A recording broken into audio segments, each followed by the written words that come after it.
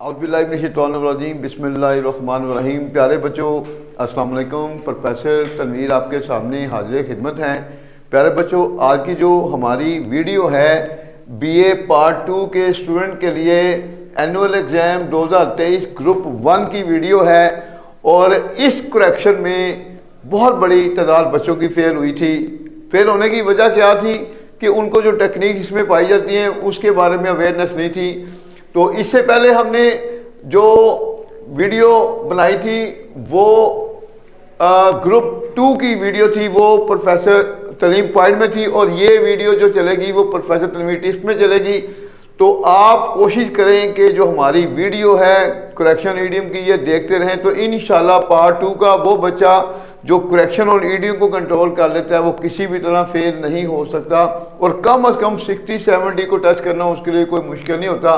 तो बाकी जो नावल के द मोस्ट इम्पोर्टेंट क्वेश्चन हैं वो भी इंशाल्लाह उर्दू कराकर इंग्लिश की शक्ल में आपके सामने आएंगे। तो हमारी पूरी कोशिश है कि हमारा कोई भी बच्चा फेल ना हो। उसके अलावा जो हमारे नोट्स हैं वो मल्टी आंसर के साथ हैं। तो आप जस्ट कोशिश किया करें कि अगर कोई कन्फ्यूजन हुआ करे वो भी कमेंट्स में हमें लिख दिया करें, ताकि आपकी जो कन्फ्यूजन होती है वो वीडियो की शक्ल में फिर हम उनको दूर करें। तो आगाज़ करते हैं जी आज की जो करेक्शन का। ही gave me many advices.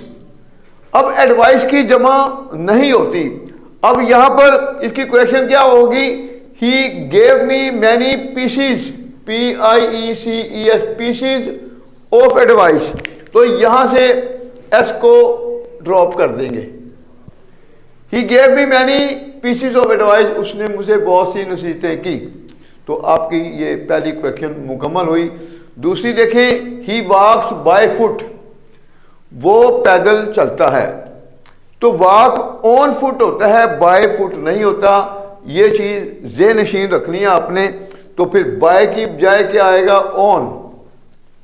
He walks on foot, वो पैदल चलता है। नेक्स्ट देखें, each of these girls are talkative. इन लड़कियों में से हर कोई बतूनी है। अब यहां पर यह भी करेक्शन पेपर में बार बार चल रही होती है। जिस सेंटेंस में ईच का लफ्ज आ जाए तो ईच हमेशा सिंगुलर सब्जेक्ट को शो करता है। ये ज़हन में रखना आपने। तो जब ये सिंगुलर सब्जेक्ट को शो करता है तो फिर यहां पर आर नहीं आएगा, आर की जगह पर आएगा इज। ये आपकी करेक्शन मुकम्मल हुई। ईच ऑफ दीज गर्ल, इन लड़कियों में से हर कोई बातूनी है, इज टॉकेटिव। नेक्स्ट देखें, द लेटर वाज पोस्ट, खत डाल दिया गया। ये पैसिव वॉइस का फिक्रा है, और जो फिक्रा पैसिव वॉइस का होता है उसमें हमेशा वर्ब की थर्ड फॉर्म आती है, फॉर एवर रूल। वाज के बाद जब वर्ब आएगा तो ये थर्ड फॉर्म में ही आएगा। तो फिर थर्ड फॉर्म क्या होगी? ईडी का इजाफा कर देंगे, posted. The letter was posted, खत को डाल दिया गया। पास्ट इंडेफिनिट का passive voice, object was verb की थर्ड फॉर्म। नेक्स्ट देखें, the sheeps are grazing in the field, भेड़ें खेतों में चर रही हैं। अब यहां पर शीप की जमा नहीं होती तो आपने इस एस को ड्रॉप कर देना है। तो अब आपका फिक्रा मुकम्मल हुआ, the sheeps are grazing in the field. Next देखें, she is as clever as him, वो इतनी चालाक है जितना कि वो। अब यहां पर फिर टेक्निकल पॉइंट आ गया। वो क्या है कि एज के बाद कभी भी ऑब्जेक्टिव केस नहीं आता, हमेशा सब्जेक्टिव केस आता है। तो सब्जेक्टिव केस उसी के बनेगा, जैसे हिम है तो हिम का ही आएगा।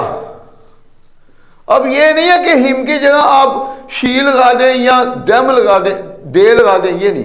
जो वर्ड होता है उसी का ही, फिर ये ऑब्जेक्टिव केस है तो अब इसका सब्जेक्टिव केस हमेशा हिम का होगा ही। तो एज के बाद हमेशा सब्जेक्टिव केस आता है। तो she is as clever as he, तो ये भी आपका मुकम्मल हुआ सेंटेंस। नेक्स्ट देखें, little knowledge is a dangerous thing, थोड़ा सा इल्म एक खतरनाक चीज है। अब यहां पर फिर टेक्निकल पॉइंट आ गया। लिटल नेगेटिव को शो करता है, तो आ लिटल नॉलेज, इसके साथ आर्टिकल आ लगाएंगे तो मतलब थोड़ा सा इल्म। तो फिर इसकी करेक्शन में क्या करेंगे? तो सबसे पहले आ, अब एल जो है वो छोटा हो जाएगा, LITTLE। अब कोई भी फिक्रा जब स्टार्ट करते हैं तो फर्स्ट लेटर हमेशा कैपिटल होता है। अ लिटल, अब लिटल का एल छोटा हो जाएगा। A little knowledge is a dangerous thing. तो ये जो है आपकी क्वेश्चन 7 ये भी मुकम्मल हुई। नेक्स्ट देखें 8वीं, slow and study win the race. ये अगर दो सब्जेक्ट के दरमियान एंड आ जाए तो वो प्लूरल बनता है, मगर ये एक ही लफ्ज है, ये ईडियम है आस्ता मगर मुश्किल मिजाजी से। तो फिर इस यहां पर सब्जेक्ट सिंगुलर होगा तो यहां पर एस का इजाफा आ जाएगा, विन्स द रेस। उसके बाद नेक्स्ट देखें, this check is of the national bank of Pakistan. ये check Pakistan national bank Pakistan का है। अब चेक के लिए हमेशा ऑफ नहीं आता, उर्दू में कहा आ रहा है मगर इसके लिए हमेशा फ्रॉम आएगा। तो FROM, ऑफ को खत्म करना है और फ्रॉम लगा देना है। आपके 2 नंबर मुकम्मल हो गए। नेक्स्ट देखें, your hairs are white. Hair हमेशा सिंगुलर में आएगा, जब सिंगुलर में आएगा तो इसके एस को हम ड्रॉप कर देंगे और उधर से फिर आर की जगह हम इज यूज करेंगे। योर हेयर इज वाइट, आपके बाल सफेद हैं। तो देखें पूरी की पूरी 10 करेक्शन कराई गई हैं। अब आपने क्या देखना है, पेपर में 10 होती हैं, करनी 5 होती हैं और आपने 5 करेक्शन वो करनी है जिसमें रूल्स हैं। रूल्स कभी चेंज नहीं होते। अब वो कौन कौन से रूल्स वाली चल रही है देखें। ये भी मतलब मोस्टली पेपर में आती है और ऑन फुट होता है। और ये ईच वाली, जिसमें भी ईच आएगा वो सिंगुलर सब्जेक्ट को शो करेगा। भाई ये जेल में ये भी आ रहा है। और ये में देखें जब भी वाज वर्ब के बाद वर्ब आएगा थर्ड फॉर्म में आएगा, ये वाली देख लें। उसके बाद ये भी रूल है, एज के बाद हमेशा सब्जेक्टिव केस आता है। और लिटिल नॉलेज हमेशा आ लिटिल नॉलेज, तो ये भी पेपर में बार बार जारी होती है। उसके बाद जो मैंने आपको विन्स आ गया और चेक वाली आ गई। और ये देखें तो 5 आपने वो करनी है जो इजीली आप कंट्रोल में कर सकते हो और आपको 100% श्योर है कि गलती नहीं होगी। और उसने पहले 5 ही जो करेक्शन होगी उसी को चेक करना होता है। अगर आपको डाउट है तो ठीक है, 6 लिख लें, 7 लिख लें, अब उसकी मर्जी है एग्जामिनर की कि अगर कोई ऊपर वाली गलती है तो वो नंबर दे या ना दे। तो फर्स्ट 5 जो होते हैं तो वो आपकी वो होनी चाहिए करेक्शन जो पर आपको 100% श्योर है। तो इंशाल्लाह इसी तरह हम आगे बढ़ते जाएंगे।